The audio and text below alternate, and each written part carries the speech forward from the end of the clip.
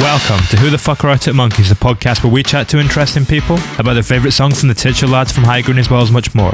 This week I was joined by Kieran from Liverpudlian indie rockers Circa Waves. He hopped on the podcast to share a chat about his connection to the band at large, from seeing them live as a teenager all the way back in 2006 on the NME Tour at Brixton Academy, how that experience galvanised him to get on stage, and how the band's albums continue to influence and inspire him today. We go in depth on lyrics, drum sounds, and all the little bits of ear candy that Arctic Monkeys sprinkle their records with. We moved on to discussing Circa Waves' own career, examining their growth across 4 records, as well as his attitudes towards songwriting and music in general. We look at the ups and downs of being a member of a modern indie band, as well as how to stay healthy when coping with such. But before all of that, he reveals his favourite track from the group's 6-album discography.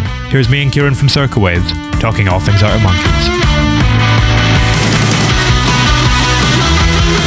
Do I have to say this is my favourite Arctic Monkeys song, or can I just say I think it's a really good one? I think it's a really good one, yeah. Doesn't necessarily need to be the favourite one. Yeah, because I do switch between... So my choice, which you asked me to choose one, is Cornerstone. After the first... Obviously, the first record was the thing that sort of made everyone obsessed, and then the second record was the one that sort of cemented my, okay, I'm all in. I'm all in forever now. And then when the third record came out, it took a bit of time to win me over. And Cornerstone was the song that really kept me obsessed with them and just kind of made me realize how, I already knew he was an incredible lyricist and songwriter, but this sort of took his lyrics to a level which just connected with me in a way that maybe other stuff hadn't necessarily. I think with this one as well, it's the depth of it. I was kind of looking into it today a little bit before we started this podcast, and the amount of articles and stuff that are trying to kind of pick this thing apart and unpack it a bit. And just, down to he obviously chooses the names of the pubs and that kind of continuing metaphor he has of pirates. I'm trying to think, I think the 3 of them are, it's the Rusty Hook, Battleship, Pirate's Beak, and this idea of her being this lost treasure. To go into that much detail with every specific piece of the lyrics in the song. That didn't even cross my mind. I'd never thought about that until today when I started looking into it, and I was like, this is just it might incredible. be one of those things as well where if you were to ask him, he'd be like, no, I just know loads of pubs that are called that. I imagine, because I think I was looking at the lyrics before just to try and remember them properly. People do love to unpick every single thing he says, which I don't tend to read those things because ultimately it's just sort of music nerds sort of obsessing over what might not even be what he was trying to get across. And as a songwriter, I know that sometimes you write a verse and it might not even make full sense to you. So you often don't know the full meaning behind it. Maybe he probably does because he's a bit of a genius, but at least all the songwriters I know, they'll often write a verse and then they'll go, not really know what it means, till 5-10 years later. It's a bit of a train of thought. And then you sort of figure it out afterwards. At least that's how I sort of do it. I guess, is there an element too of writing for the melody sometimes and writing something that kind of just fits into that pocket? Yeah, definitely. I think there's a guy, who is it? I can't remember his name.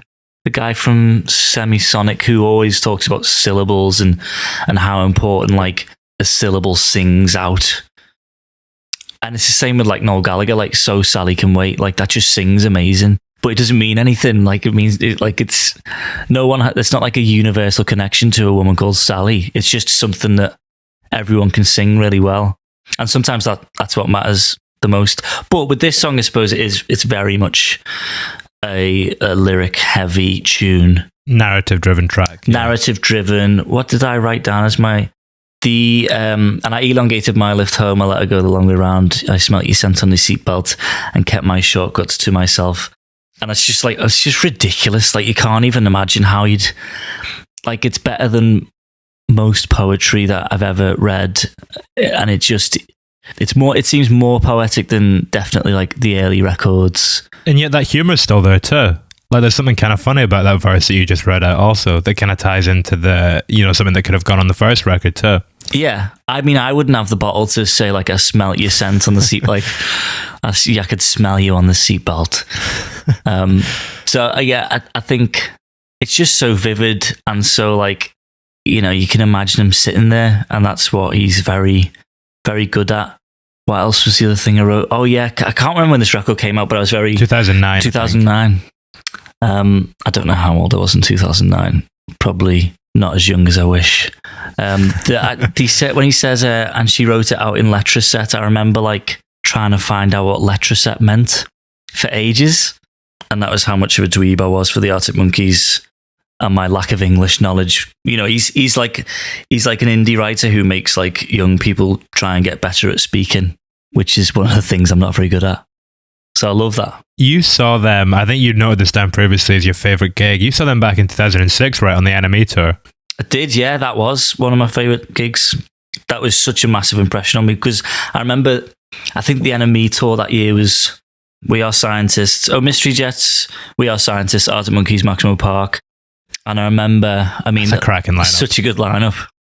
And I remember We Are Scientists playing a tune called Cash Cow, which they brought Alex Turner out for, and he was in like double denim with his collar up, and he just like smashed it, and he was absolutely amazing. And he like immediately became like my icon, and made me just want to play. I mean, I especially wanted to play that tour, the NME Tour, which we eventually did get to do. Yeah, I was going to say, I had a feeling you did that like maybe 10 years on from that or something, a little bit less. I don't know what year, 2014 maybe, 2013, I can't remember. 2015, I don't know. But yeah, that was like a real moment of me going like, I have to be up there and I have to find a way to do what they're all doing. And the thing about like, you get people who are like quite iconic. There's lots of artists now who look cool and wear cool clothes and like you kind of like wish you were them, but they don't really have the songs to back it up necessarily.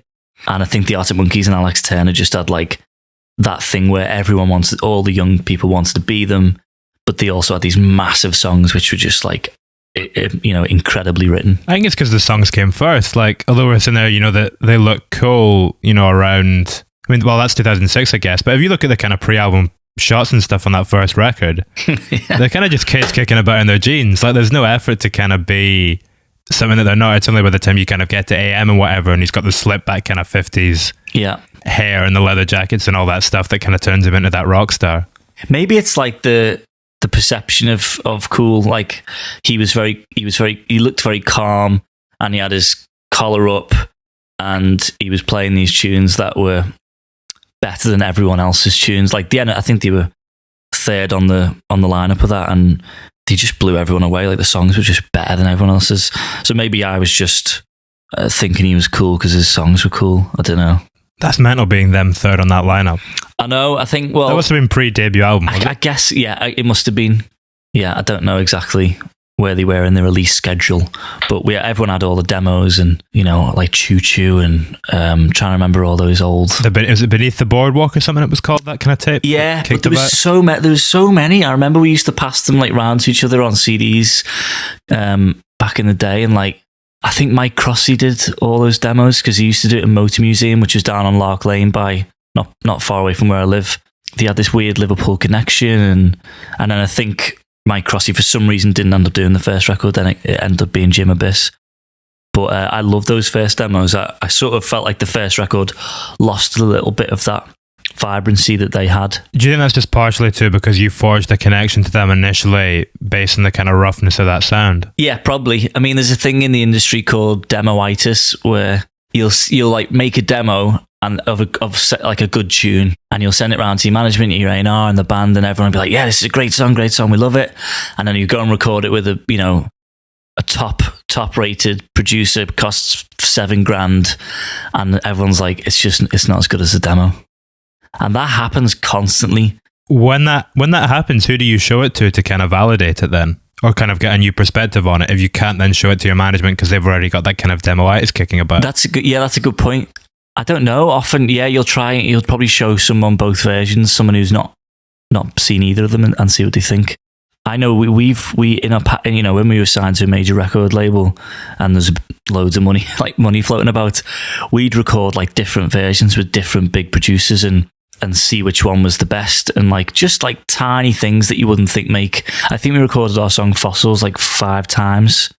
Probably cost a fortune. I don't know how much money it cost, but just to get it to this essentially lo-fi indie sort of thing, we put a lot of effort into that and loads of producers and stuff. And it's funny what it takes when you hear that final article, you don't really know how many versions of that song have happened before it. You know what I mean? Well, that's one of the things that we haven't really touched upon with Cornerstone, is the fact that although, it's got that intimacy and that narrative at the heart of it, the production of that song is quite cinematic, and you have all these little bits of ear candy and these little things going on in the background. I mean, I was intrigued, particularly with your last two records. Was the production an influence on them at all? Do you find yourself going back to these albums that you love when you're trying to push your sound forward? Yeah, absolutely, 100%. Yeah, I'm awful for just ripping off other bands' production and songs. I mean, particularly those. I think with that third Arctic Monkeys record, they pushed the production into a more organic and analogy kind of feel, which definitely then moved on to. You can even hear the sort of drum sound in Humbug starts to evolve into what eventually AM sounds like, I suppose, because the first two records are quite tight and really, I mean, this is super nerdy, but really high tuned snare drums, and second in particular. Yeah. And then so it became chunkier, and I think it was Josh Homme involved in the third one.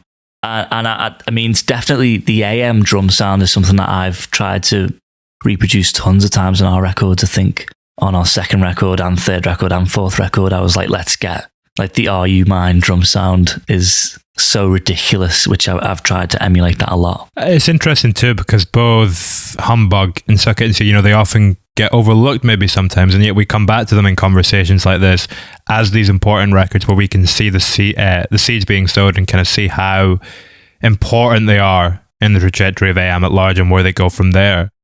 I mean, for you, what do you feel like is your most important record in terms of the trajectory of the band and kind of moving the sound forward in hindsight? I think they've all done things that have changed the way I think about how we should move forward. I mean, I feel like the second record, we went quite heavy compared to the first record. It was a bit darker and a bit more rock and roll and more Foo Fighters-y or something. And I kind of think I went too far on that in some ways. And in hindsight, wished I hadn't gone as heavy. So then on the third record, I went, right, I don't want to do that. So pulled it back a bit, but then also went super expansive on big drums and more strings, and then added piano and stuff. And then on the fourth record, I think I went too far on the last record. I did too much piano and too many strings. So then reduced it again. So the fourth record was kind of what the first record was, but with lessons learned in maybe sort of, what's the word when you don't use as much? Constricting ourselves a bit more. Restraint. Really, yeah, restraining what we use. I know there is, when you go into a studio, there's pianos and there's strings and there's a million synths, but maybe it's about what is best for the song. With the fourth record, we definitely tried to restrain ourselves from using absolutely everything in the studio, and sort of using what we've learned and the mistakes that we made, or at least things that I look back at and go, I wish I hadn't done that. Which I think sometimes people have this idea that maybe when you put a record out, it's, to you, it's perfect. But, most records I think people put out, and within 6 months, there's songs on there that they're like, I'm not sure about that one now, or I don't like the production on that one. But that's just the nature of putting a lot of records out. I'd rather put more records out and have mistakes than just put one out every 5 years. Do you also maybe need that to propel you on to doing the next thing? Is there something in that, maybe being unsatisfied with a particular song in an album, that kind of pushes you to keep writing and going forward? Yeah, I think so. I'm definitely a very unsatisfied person in musical terms. I always, when we play a big venue, I want the next venue. I think we got number 4 on the charts on our last record. I was like, the next record I want to get 3, 2, or 1. Any of those would work for me. I always think if you're a content musician, then you're not going to write good music. You need to be ultimately there has to be a driving force behind every album to make it good. Hence why older rich people aren't very good at writing songs. I don't think Paul McCartney or Noel Gallagher haven't written a good song in a long time, and that's because they're too satisfied or something. They need that drive of being young and hungry and not as well off. I mean, I think it's there in the title of Sad Happy, that emotional kind of tension at the heart of it. Yeah, still trying to, I mean, we all live in this mad time, and I mean, I wrote it all pre-pandemic, So I was completely oblivious to what was about to happen. Things were still crazy though. Yeah, I mean, life was still fucking mad on it. It's this weird thing of like when you grow older, you almost think like in your 30s you'll have it all together, and it's a bit of a shock when that doesn't come true. I was speaking to my friends about this the other day. There's almost like a second coming of age when you go past your 30s, and you're like, it's this realization that life isn't necessarily exactly how you has expected it to be, or at least if, even when it's going well, you thought maybe you'd feel happier or something. Is that what you were articulating on Lemonade? Let me try and remember what Lemonade's about. Well, there's a line on that about, is it not something along the lines of, I thought we'd all be doing something great at this point or something? Yeah, yes, well remembered. Thought we'd be doing something great by now. Is that the lyric? Yeah. Yeah, along those lines. Yeah, I think it is. It's this perception of what will be, and it is like those films that you see in like coming of age movies where like at the end it seems like great and they all go off and have these adventures, and you're a little bit shocked when that doesn't happen to you. And that's not to say that like I don't have a really interest in life and get to tour and stuff, and I'm in a band and that's mad and it's really fun. You get home and you're a bit like, oh, this is weird, like I don't know how to feel now. And I think everyone has that in some respect in what they do. Yeah, I mean the thing is, when you're on stage and you're that high and you're getting such a rush, when you come home, what would feel normal to most people suddenly feels a lot lower because you have this kind of different perspective on it, where you've been a lot higher and you've got a different kind of feeling than most people would get in their lives. Yeah, and I think that's why a lot of musicians and maybe it's like celebrities like get quite depressed and like feel guilt at what like why am I not like absolutely loving my life because I've I get to play in front of 10,000 people, or get to play this festival, Reading and Leeds Festival or Glastonbury, and you come home and you're still not, there's like something missing still. And I do think it is that huge like smack of dopamine or whatever it is you get, serotonin, when you're on stage, and then you come off, and often people combat the downness with booze or whatever. We've become quite good at it over the years of learning how to manage it, and I'm certainly better at it than I was when we first started, because we just get like drunk every night after the show, and then a month into tour you'd all be like killing each other, having punch-ups and like want to quit the band and like being like, I'm never doing this again, touring's rubbish. And then once you go back home and you sort of level back out, you're like, oh okay, no, I was just like, it was a month-long hangover and we were all tired and like we're just sick of being in a van with each other for 8 hours a day. So you just learn to manage it now. Now we just sort of make sure we speak to each other less. What sort of kind of things have you put in place that make it easier to manage? What sort of kind of maybe rituals, is there anything that you've kind of put in place that helps with it? Well, I mean, I definitely drink a lot less alcohol than I did. That helps massively. I think just like we're all pretty open now. We talk to each other about everything as a band. If we've got a problem with something, then we just sort of speak our minds quite quickly about it, which is healthy, I think. I don't know. I just growing up and like trying to be mature and like trying to be mindful, and like when I'm at home, I exercise loads, eat healthy if I can.